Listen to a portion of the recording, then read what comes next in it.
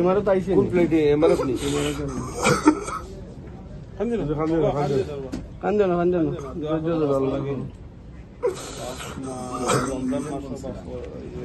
ব্যক্তিগত মানুষ আমাদের এই যে ভাইটি আজকে এসেছে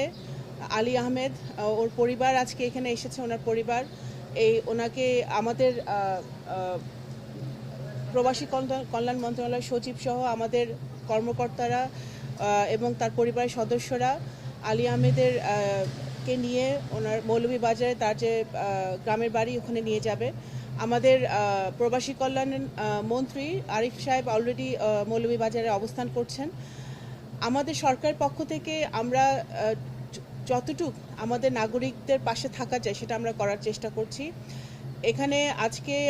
আরও দুজন গতকালকে আপনারা শুনেছেন ইতিমধ্যে রিয়াদে নিহত হয়েছে এবং তাদের পরিবারের সাথে ইতিমধ্যে আমাদের প্রতিমন্ত্রী বলেছেন আমরা যোগাযোগ করেছি, কথা বলেছি এবং তাদেরকে কিভাবে আমরা খুবই শীঘ্রই আমরা দেশে ফিরিয়ে আনতে পারি সেই কাজও আমরা করছি।